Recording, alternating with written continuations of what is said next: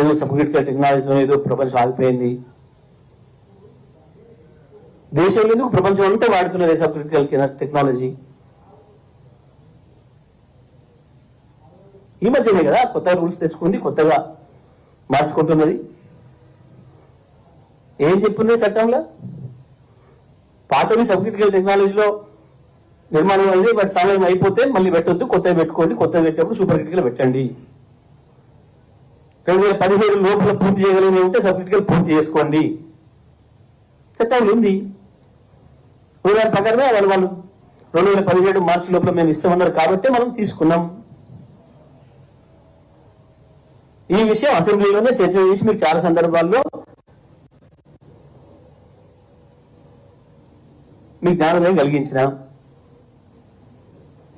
ఆనాడు ప్రతిపక్షంగా సరిపోలేదంటే పాలపక్షంగా వచ్చినాక కూడా అర్థమయ్యేటట్టు చెప్పినాం.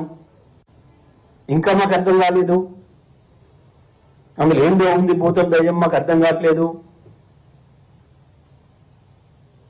అంటే అది మీ చేతగంతనం. అర్థం కాకపోవడం మీ తప్పు, మాది కాదు. ప్రజలకు అర్థమైంది 24 గంటల కరెంటు కేవలం కేసీఆర్ వల్ల వచ్చింది అని. దాన్ని నిలబెడతారా, పెట్టలేరా అది చూపించుకోవాలి. మాకు ఏంటి ఉరుకొచ్చి ఇప్పుడు మీకు ఎట్లా ఉందనుకోలే, గట్ల ఉందనుకున్నాం. ఒక ఆయన లంక బిందులు అనుకొని వచ్చామంటాడు, ఒక ఆయన ఇంకోటి ఉందనుకొని వచ్చినట్టాడు, ఒక ఆయన ఇంకోటి ఉందనుకొని వచ్చినట్టాడు. అదే మేము ఏం చేయాలి పోయి ఏం కనబడతలేదు ఒక ఆయన అంటుండేట. ఉంటాయి లంక బిందెలు. ఏ రాష్ట్రంలో ఉన్నాయి, ఏ దేశంలో ఉన్నాయి? ఎన్నికడానికి మీరు వెళ్ళిన రాజస్థాన్లో ఎన్ని లంక బిందెలు ఇచ్చిపోయారు ఇప్పుడు వచ్చిన ప్రభుత్వానికి?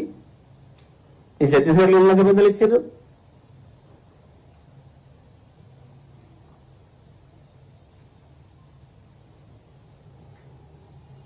కర్ణాటకలో ఎన్ని ఉన్నాయి? ఎన్ని గంటలు కరెంట్ ఇస్తున్నారు?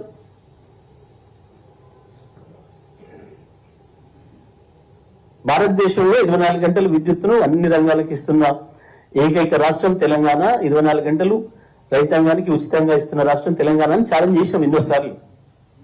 2018 నుంచి 23 నవంబర్ వరకు అనేక సందర్భాల్లో మేము ఛాలెంజ్ చేసినాం. ఒక్కడాన్ని మాట్లాడలే బట్టి గారు.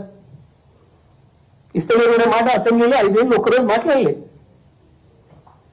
పాపం ఇవాళ శ్వేతపత్రం తెచ్చి ఏదో మీరు ఇయ్యలేకపోయినరు, ఉత్తనే మమ్మల్ని భ్రమంలో ఉంచిండ్రు.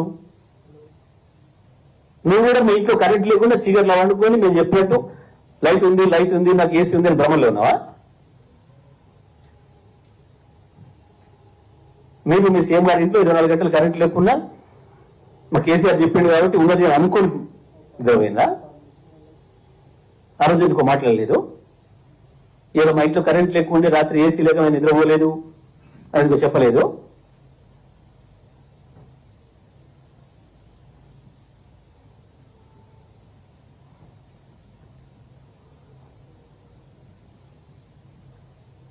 ఇంకా ఎక్కువ రోజులు ఇట్లా అబద్ధాల మీద నడుపుతానని చెప్పి అనుకోకండి. ప్రజలకు ఇచ్చిన హామీలు ఏందో వాటిని ఎట్లా ఇస్తారో, ఎట్లా నెరవేరుస్తారో,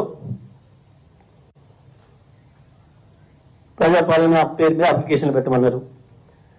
మేము ఇవ్వదలుచుకున్న పథకాలు ఏది అప్లికేషన్ లేకుండా నేరుగా ఇచ్చినాం, పెట్టమన్నారు.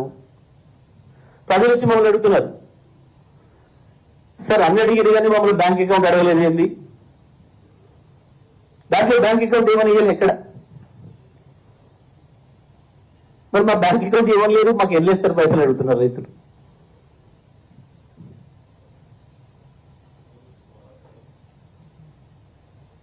తెలుగుదేశం కార్డు ఉంటే పథకం వస్తుందన్నారు, తెలుగుదేశం కార్డులు లేని వాళ్ళకి ఇస్తామన్నారు. వాళ్ళ సంగతి ఏంటంటే చెప్తలేరు, ఎన్నడూ ఇస్తారో చెప్తలేరు.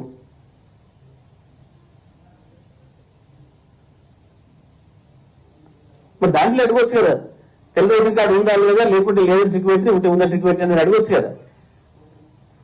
అది అడగలే. బ్యాంక్ అకౌంట్ నెంబర్ రాయితే నువ్వు కాలం పెట్టలే.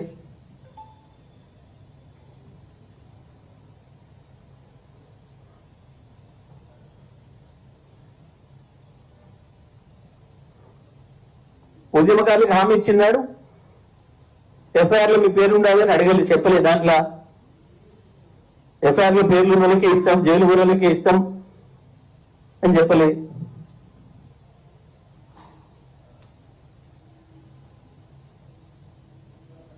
అందరినీ మోసం చేద్దాం అనుకున్నారా? మాట్లాడుకుంటున్నారు, ప్రజలు అన్ని మాట్లాడుకుంటూనే ఉన్నారు. విద్యుత్ విషయంలో మొదలైంది అప్పుడే అని చెప్పి, కాంగ్రెస్ వచ్చింది కరెంటు కథ మొదలైంది అని మాట్లాడుకుంటున్నారు ప్రజలు.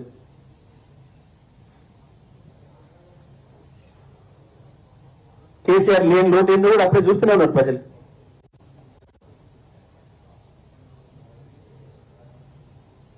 అందుకే బట్టిగా అబద్ధాలు మానండి,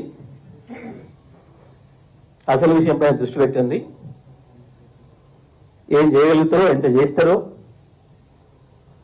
కేసీఆర్ చేసిన దాంట్లో 5% చేస్తారా, 10% చేస్తారా, నిలబెడతారా కేసీఆర్ ఇచ్చినవన్నీ?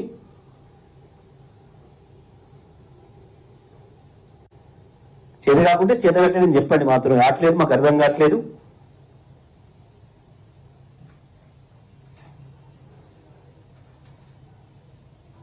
ఏడాదంతా చదువుకుంటే పరీక్షలో పోయి కూర్చున్నట్టుగా కూర్చున్నారు.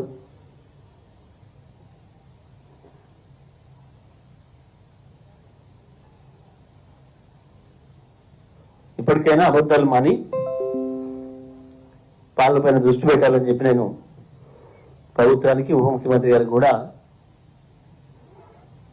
సలహా ఇస్తా ఉన్నాను.